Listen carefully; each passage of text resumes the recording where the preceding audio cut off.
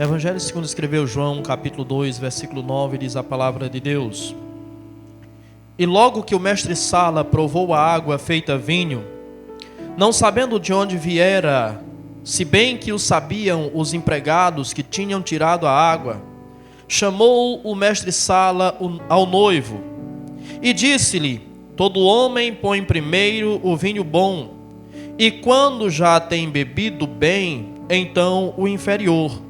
Mas tu guardaste até agora o bom vinho. Até aqui. A igreja pode sentar. No ano de 1833, um homem chamado Dom Mecor Concheitoro, um advogado, empresário e político chileno, trouxe de Bordeaux, na França, algumas cepas de uva, ao qual ele plantou ali no Vale do Maipo, que fica ali aos pés da Cordilheira dos Andes. E ali ele começou a sua vinícola. Esse homem, ele construiu uma adega no ano de 1850. E em 1883, ele instituiu a sua empresa, a Concheitoro, que tem fabricado vinhos, e dali tem saído o melhor vinho considerado e nomeado e premiado como o melhor vinho da América Latina e também um dos melhores vinhos do mundo. Sabemos que os melhores vinhos do mundo são os vinhos franceses, mas o vinho de Concheitoro tem nomeado-se entre os melhores vinhos do mundo. Especificamente a safra de 2021 ganhou o prêmio de melhor vinho do mundo. No ranking, ele ocupou o primeiro lugar. Esse homem, quando construiu a sua adega, ele construiu a sua adega a 4 metros de profundidade do chão. E ali ele começou a estocar os seus vinhos. Essa adega existe até hoje. E essa adega, ela comporta cerca de 1.050 barris de vinho. Cada barril de vinho, ele leva em torno de 220 litros de vinho. Isso equivale a aproximadamente 300 garrafas de vinho. E ali, naquele lugar, os vinhos são estocados em barris de carvalho, e ali ficam por pelo menos 15 meses descansando nos barris de carvalho. E quando a adega está completamente cheia, apenas o valor do vinho ali estocado beira os 60 milhões de dólares. Quando aquele homem começou a estocar o seu vinho, ele começou a perceber que as melhores garrafas estavam sumindo. As pessoas estavam roubando, não sei se as pessoas externas ou as pessoas que trabalhavam com ele estavam roubando o seu vinho. E aquele homem, então, criou uma lenda. E essa lenda deu também o nome àquela adega. Aquela adega se chama Casillero del Diablo. Ele disse que aquele lugar, aquela adega, era guardada pelo diabo. Casillero significa armazém. Então, o ambiente onde era armazenado o vinho era guardado pelo diabo. E esse mito, essa história se espalhou. Então as pessoas, sabendo que o diabo estava lá, as pessoas então pararam de roubar. E assim a sua empresa cresceu, assim a sua empresa prosperou e alcançou as marcas que eu citei há pouco. O melhor vinho nomeado do mundo está em um lugar ao qual recebe o nome de Casillero del Diablo, o armazém do diabo, a casa do diabo. Mas nessa noite eu vim falar para você de um outro alguém que oferece um vinho infinitamente melhor.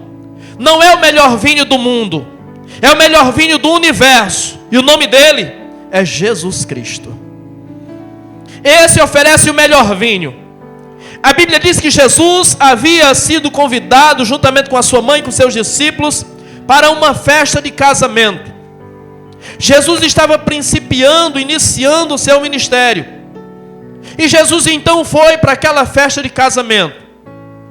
A festa de casamento judaica, ela dura 7 dias. São 7 dias de festa ininterrupto. Então, a Bíblia diz que em um determinado momento, as pessoas estavam ali celebrando, se alegrando, bebendo, se regozijando, participando da alegria dos noivos. Mas a Bíblia diz que em determinado momento o vinho daquela festa acabou. E o vinho, a tradição judaica, representa a alegria. Então, quando acabou o vinho era a honra da festa. O vinho era a bebida oficial da festa. E quando acabou o vinho, eu não sei em qual dia específico da festa acabou o vinho, mas certo é que a Bíblia diz que o vinho acabou. E quando acabou o vinho, então acabou a alegria. Acabando-se o vinho, para-se a festa. Acabando-se o vinho, acaba-se também o prazer. Acabando-se o vinho, acaba-se o contentamento. E acabou o vinho para aquelas pessoas. E o vinho que aquelas pessoas estavam bebendo celebrava a vida que eles levavam até aquele momento. Celebrava a vida que eles estavam construindo até aquele momento. Celebrava a sua alegria. Celebrava as suas conquistas. Celebrava as suas vitórias. Celebrava quem eles eram. Celebrava aquilo que lhes dava prazer, aquilo que lhes trazia contentamento. Mas chegou uma hora que o vinho acabou. Chega uma hora que o vinho velho acaba. Muitas vezes o homem se entrega a uma vida de prazeres, de emoções, a uma vida distante de Deus, a uma vida que lhe satisfaz por muito tempo, há uma vida que lhe oferece, que lhe oferta tudo que a sua carne almeja, tudo que a sua carne deseja. E por um tempo, o homem desfruta desse prazer intenso. Desse prazer que quanto mais o homem desfruta, mais ele quer. Algumas pessoas chegam a dizer, se existe céu, eu prefiro não ir para lá, eu prefiro estar aqui. Há um cantor famoso cujo nome vou manter em segredo, que disse isso. Se há céu, eu prefiro não ir para lá, porque o seu prazer está aqui, o seu contentamento está aqui. Mas certo é que em algum momento o vinho vai acabar. Em algum momento a alegria vai acabar. Em algum momento o prazer vai acabar. Em algum momento o contentamento vai acabar. E quando acabou o vinho, as pessoas comunicam à mãe de Jesus. E ela chega até Jesus e diz, olha, o vinho acabou. E Jesus diz, que tenho eu contigo, mulher? Ainda não é a minha hora. Jesus não estava sendo mal educado com a sua mãe. No entanto, Jesus estava falando de algo mais profundo. Quando Jesus diz, não é chegada ainda a minha hora, Jesus está falando do seu sangue. Jesus está falando da sua morte. Jesus está falando do seu sacrifício. Jesus está falando de redenção. Então ele está dizendo para a sua mãe, mãe, a senhora está na superficialidade. Mãe, a senhora pensa que eu vim satisfazer os prazeres humanos? A senhora pensa que eu vim comunicar, que eu vim aprovar os prazeres humanos? A senhora pensa que eu vim suprir as necessidades, apenas suprir as necessidades humanas? Mãe, a minha missão é mais profunda.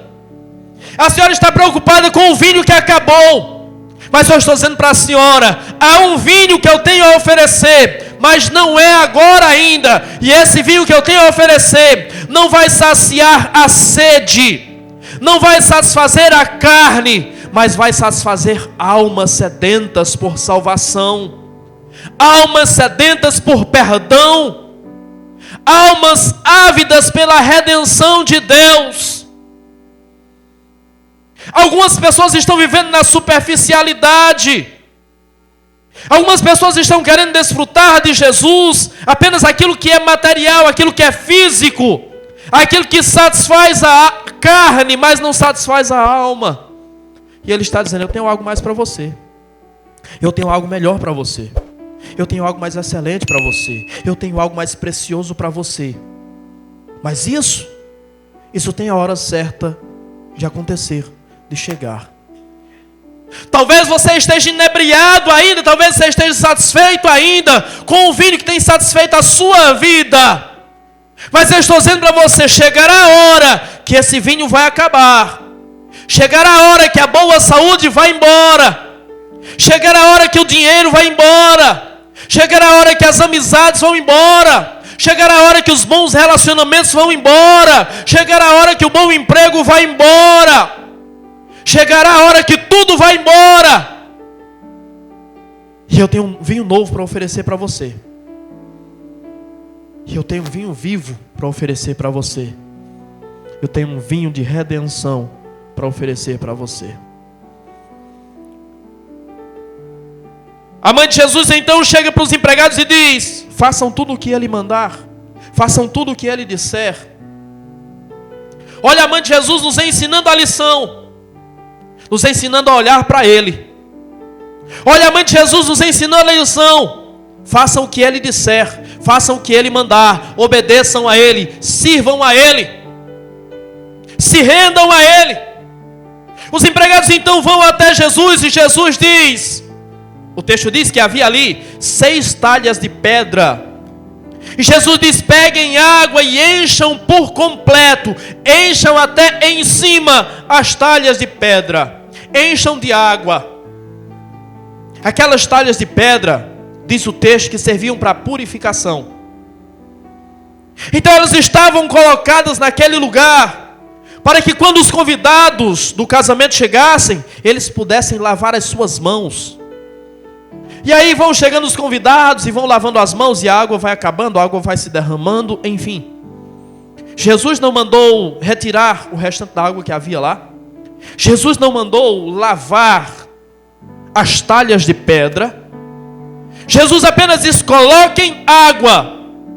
Então, o vinho que Jesus transforma, ou seja, a água que Jesus transforma em vinho, é a água que os discípulos colocam, ou melhor, os empregados colocam, juntamente com a água que lá já estava. Jesus diz: coloquem água nas talhas e coloquem até em cima, coloquem até encher. A água na Bíblia representa a palavra. O que Jesus estava dizendo? Jesus estava dizendo: eu vou mostrar para vocês como é que as coisas funcionam. Eu vou mostrar para você como é que o vinho chega até a sua vida. Para que o vinho chegue à sua vida, primeiro você tem que ser cheio pela água. Primeiro você tem que ser cheio por completo pela palavra. João capítulo 15, versículo 3 diz: vós estáis limpos pela palavra que vos tenho anunciado. Jesus está dizendo: a minha palavra vai ser ministrada, a minha palavra vai ser pregada, a minha palavra vai ser anunciada, e essa palavra tem que encher completamente você. Quando essa palavra encher completamente você, eu vou fazer a transformação. Essa palavra vai se tornar vinho. Essa palavra vai se tornar sangue de redenção. Essa palavra vai reverter em salvação para a sua vida. Como conservará o jovem puro o seu caminho, diz o salmista no Salmo 119, versículo 9. Observando ele segundo a tua palavra. É a palavra. Encham as talhas de pedra de água. O que Jesus está dizendo? Jesus está dizendo: essas talhas são usadas para purificação. As pessoas chegam de viagem, lavam as suas mãos, e essas talhas estão sujas, essas talhas estão imundas, essas talhas estão impuras. Mas eu vou purificar. O vinho purifica as talhas sujas. O vinho purifica as talhas impuras. Sabe quem são essas talhas? Sou eu. É você. Por que talhas de pedra? A pedra representa a dureza do coração humano, que por tantas vezes resiste ao toque da palavra, que por tantas vezes resiste ao anúncio da palavra. Mas ele está dizendo: essas talhas de pedra são duras e são impuras, estão cheias de imundícia, mas o sangue que eu vou colocar nela vai purificar ela. Eu estou dizendo a você que não há dureza que ele não transforme. Eu estou dizendo a você que não há impureza que ele não purifique. O seu sangue foi derramado para purificar por completo a sua vida, para restaurar por completo a sua vida, para perdoar por completo todos os seus pecados. O seu sangue purifica por completo cada talha de pedra. A Bíblia diz que quando aqueles homens enchem as talhas de pedra de água, Jesus então diz: retirem e levem ao mestre-sala. Quem era o mestre-sala? O mestre-sala era alguém dentre os convidados que era nomeado, que era escolhido, que era eleito pelos próprios convidados para ser o responsável da festa, para ser o responsável pela divisão do vinho, para colocar ordem na festa, para não permitir excessos e assim estragar a festa daquele noivo. Então aqueles homens nomearam um mestre-sala, um mestre de cerimônia, alguém para cuidar de tudo. Mas Deus nomeou aquele que traz o vinho que purifica, o vinho que renova, o vinho que restaura, o vinho que salva. Enquanto os homens estão nomeando homens para organizar as coisas, para cuidar do seu vinho, para proporcionar o prazer, Deus está elegendo, e Deus elegeu o seu escolhido para que traga o vinho da vida, o vinho da purificação, o sangue da redenção. Aquele que não vai satisfazer a carne, mas vai salvar a alma. Jesus diz: levem ao mestre-sala. E o mestre-sala, ao experimentar daquele vinho, ele fica estonteante, ele fica maravilhado, e ele diz: que vinho é esse? Que vinho precioso é esse? Eu nunca experimentei um vinho tão precioso, um vinho tão nobre, um vinho tão suave como esse. Que vinho é esse? Até os mestres têm que se render ao vinho que Jesus oferece. Nós temos uma sociedade que está cheia de mestres, pessoas grandes, pessoas importantes, pessoas muitas vezes soberbas, pessoas muitas vezes arrogantes, pessoas intelectuais, pessoas cheias de si. E ele está dizendo: até vocês que se bastam, até vocês que a sua sabedoria é suficiente, até vocês que a sua soberba, que a sua arrogância é suficiente a vocês, não vão resistir, vão ter que se render ao vinho novo. Não há grande diante dele, porque ele é o grande, porque ele é o maior. O mestre-sala se rendeu. Quando é que você vai se render a ele também? Talvez você seja mestre de muitas coisas, talvez você seja mestre da sua própria vida, e a pergunta dele para você hoje é: quando é que você vai se render também? Quando é que você vai se entregar também? Quando é que você vai experimentar, degustar esse vinho precioso também? Esse vinho precioso vai saciar a tua alma também. Esse vinho precioso vai lavar você. Esse vinho precioso vai redimir você, vai redimir a sua alma. Aquele mestre-sala diz: venham, tragam a mim o noivo. Eu preciso falar com ele.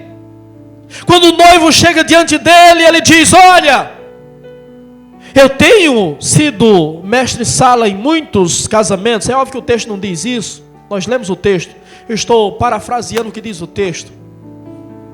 Eu tenho participado de muitas festas. Eu tenho degustado e experimentado muito vinho. Mas esse que você trouxe, você é diferente de qualquer outra pessoa. Porque as pessoas normalmente, elas oferecem o melhor vinho. Primeiro elas entregam o melhor vinho. E aí depois que as pessoas beberam bem, ou seja, em outras palavras, depois que as pessoas estão embriagadas, depois que as pessoas perderam os sentidos, então entregam qualquer vinho, porque as pessoas não conseguem mais degustar perfeitamente. As pessoas não conseguem mais perceber o que é bom vinho e o que é vinho ruim. Você é diferente. Você trouxe o melhor vinho. A única pessoa que pode trazer o melhor vinho para a sua vida é o noivo. Mas não é o noivo dessa mulher nesse casamento em Caná da Galileia, é o noivo da igreja. Evangelho de João capítulo 3, versículo 27. Os discípulos de João chegam até João falando sobre Jesus, e João diz para eles: eu já disse a vocês que eu não sou o Messias. Eu já disse a vocês que eu não sou o noivo. O noivo é aquele que tem a noiva, e o amigo do noivo apenas se alegra com o noivo. E eu digo a vocês que essa alegria já se cumpriu em mim. Importa que ele cresça e que eu diminua. O noivo é Jesus, e o único que pode trazer esse vinho precioso, esse vinho nobre, esse vinho especial, é o noivo. Por isso, mestre Sala manda chamar o noivo. Convida o noivo para fazer parte da sua vida. Convida o noivo e ele vai trazer vinho novo para você. Ele vai trazer vinho precioso para a sua alma. Ele vai trazer vinho para saciar você por completo.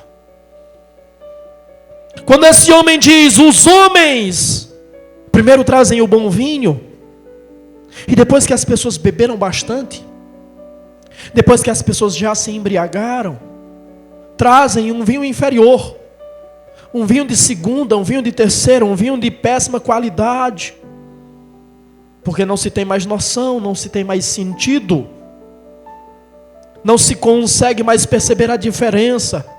Sabe o que é que ele está dizendo? Sabe o que é que Jesus nos está ensinando? É que o vinho antigo ele é inebriante. O vinho antigo ele embriaga. O vinho antigo ele tira a nossa sensatez. O vinho antigo ele tira a nossa sensibilidade. O vinho antigo ele tira a nossa emoção. O vinho antigo ele tira de nós a essência.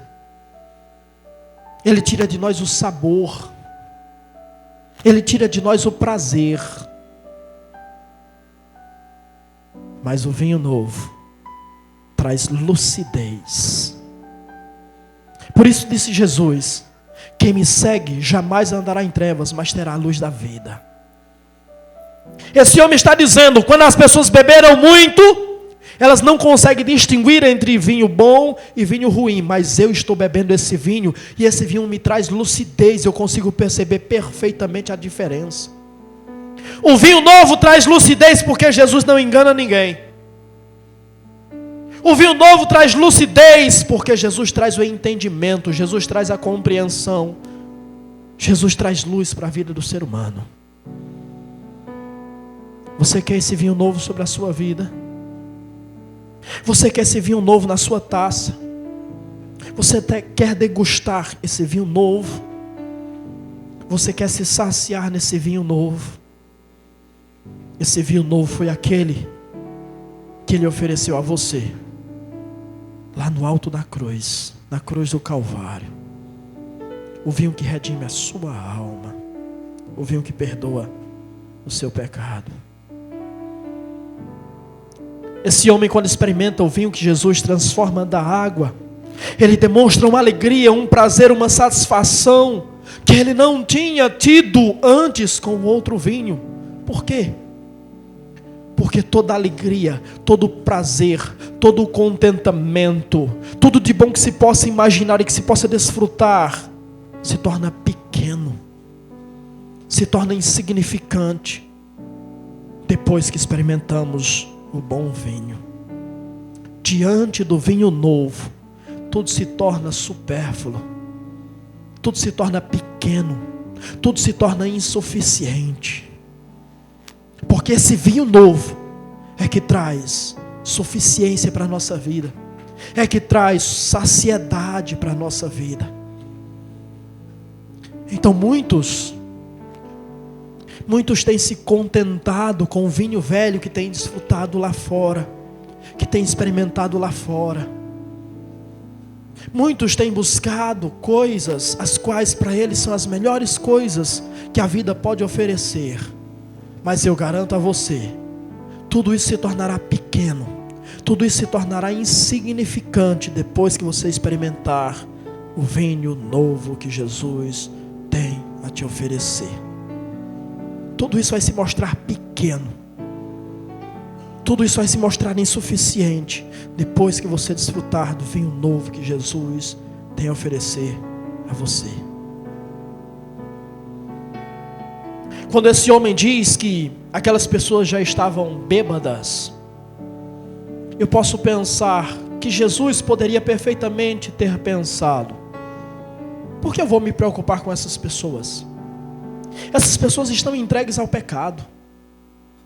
Essas pessoas estão bêbadas. Essas pessoas estão embriagadas. Essas pessoas não estão preocupadas com Deus. Essas pessoas não estão preocupadas com a vontade de Deus.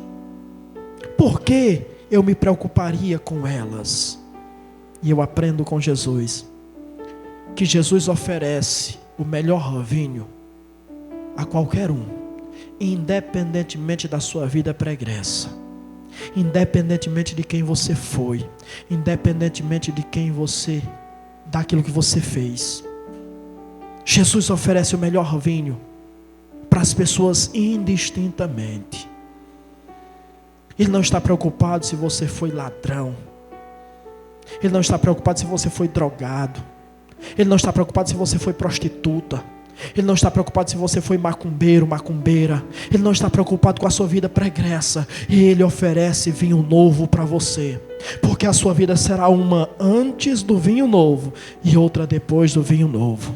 O vinho novo vai transformar a sua vida. O vinho novo vai transformar a sua história. O vinho novo vai fazer de você uma nova pessoa. Aqui eu vejo o amor de Deus. Aqui eu vejo a graça de Deus. Como disse Paulo escrevendo a Tito, capítulo 2 e versículo 11: a graça de Deus se mostrou salvadora a todos os homens. Não importa quem as pessoas são, não importa o que elas fazem, não importa o que elas praticam, a salvação, o vinho novo é ofertado a todas elas, como foi ofertado a cada um de nós. Todos nós temos um passado, todos nós temos uma história, mas sabe o que é lindo na vida daqueles que desfrutaram, que experimentaram, que se saciam nesse vinho novo? É que todas as suas manchas ficaram no passado, todas as suas culpas ficaram no passado. Então, diante dessa realidade, se você hoje desfruta desse vinho novo, não se deixe, não se permita acusar ou condenar pela sua vida pregressa. Não permita que as pessoas te condenem por quem você foi. O apóstolo Paulo, escrevendo a sua segunda carta aos Coríntios, capítulo 5, versículo 17, ele diz: e assim, quem está em Cristo, nova criatura é, as coisas velhas se passaram e eis que tudo se fez novo. Uma nova vida, uma nova criatura, uma nova história. O belo de se saciar nesse vinho é que tudo que podem falar de você refere-se ao passado, mas tudo que faz parte do seu passado não tem lugar no seu presente, nem tem peso sobre o seu futuro. Mas se você se mantiver firme, mas se você se mantiver constante, o seu passado, as marcas, as culpas, Os pecados não têm peso sobre o seu presente e não podem influenciar no seu futuro, porque para você, Deus já trilhou, já escreveu, já desenhou um futuro de glória na sua presença, na eternidade com Ele. Quando lemos as páginas da Bíblia Sagrada, especialmente o livro do Êxodo, nós percebemos que Deus, Ele chama Moisés para libertar o povo da escravidão no Egito. E quando Deus chama Moisés para libertar o povo da escravidão do Egito, a Bíblia diz que Deus deu a Moisés poder, autoridade, para realizar prodígios no Egito. E o primeiro prodígio que Moisés realiza ali no Egito foi transformar água em sangue. Diante da primeira praga lançada sobre o Egito, as águas se tornam em sangue. E aquilo representa morte. Ali, a morte, quando as águas se transformam em sangue, todo ser que vive dentro das águas morre. Acaba o oxigênio da água. E os peixes, os seres que ali estão, morrem. Então, quando no Antigo Testamento a água é transformada em sangue, ali produz morte. Aí vem Jesus e manifesta a graça de Deus, mandando encher talhas com água. E essa água ele transforma em vinho, mostrando ali a graça de Deus, mostrando ali a alegria verdadeira que Deus proporciona, e manifestando ali o ministério do Espírito Santo. O que é que ele está nos ensinando? Ele está nos ensinando que a vida pregressa resultará em morte. A vida no Egito resultará em morte. O sangue manifesto no Egito é morte. Mas o sangue derramado por ele é para manifestar a graça de Deus, é para manifestar a misericórdia de Deus, é para manifestar o amor de Deus, é para trazer alegria sobre a sua vida, e é para oficializar o ministério do Espírito Santo na sua vida. E o ministério do Espírito Santo na sua vida inicia uma nova vida, inicia uma nova experiência, inicia uma nova trajetória. Então, quem experimenta desse vinho novo, vive uma nova experiência, inicia uma nova vida, inicia uma nova história. Deus tem uma nova história para você. Talvez a sua trajetória tenha sido de tristezas. Talvez a sua trajetória tenha sido marcada por dores. Talvez a sua trajetória tenha sido marcada por decepções, por frustrações. Coloque-se no lugar desse homem, desse noivo. Se Jesus não está ali para resolver o problema, aquele homem ficaria envergonhado. O momento de maior alegria, de maior satisfação dele, se tornaria a maior vergonha da sua vida. Talvez aquele homem, posteriormente, não teria coragem de olhar na cara dos seus convidados. A dor, a amargura, dominaria o seu coração. Então talvez a sua experiência tenha sido isso, ou tenha sido essa. Uma experiência negativa, uma experiência de dor, de tristeza, de desilusão, de decepção, de problemas. Quantas vezes nos deparamos com tantos problemas que nós pensamos, meu Deus, a vida é só isso? A vida se resume a resolver problemas? Vem um problema, a gente luta, a gente enfrenta, a gente vence, e se levanta um maior e outro maior, e a dificuldade por cima de dificuldade, e a luta por cima de luta. E eu preciso dizer para você que muitas vezes será essa a nossa trajetória. Talvez a nossa vida vai ser essa, de resolver problemas, de de chorar, de lamentar, de se decepcionar com pessoas. Talvez a nossa vida vai ser essa. Mas eu preciso dizer para você, a festa ainda não acabou. A história ainda não acabou. O vinho que você está tomando é um vinho amargo. O vinho que você está tomando é um vinho inebriante. Mas o melhor vinho, Ele guardou para o final. E só vai experimentar do melhor vinho quem for até o final. Sabe quando a Bíblia diz que Ele enxugará dos seus olhos toda lágrima? É isso. O melhor está lá no final. Então se tem que suportar sofrimento, se tem que suportar vergonha, se tem que suportar decepção, se tem que suportar zombaria, se tem que suportar seja lá o que for, suporta. Suporte. Prossiga. Persista.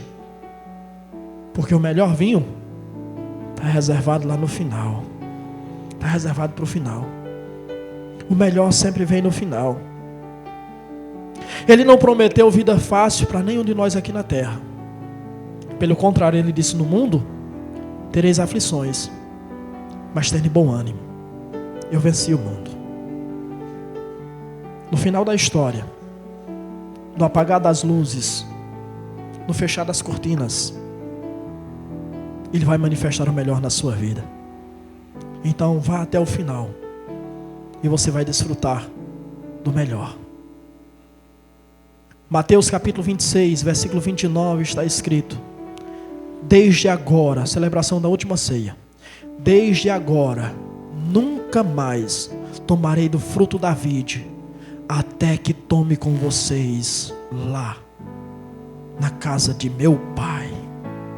O melhor vinho você vai tomar com Ele lá na casa do Pai. Fica firme, persiste, prossiga, e você vai chegar lá e você vai desfrutar do melhor que Ele tem reservado para você, em nome de Jesus.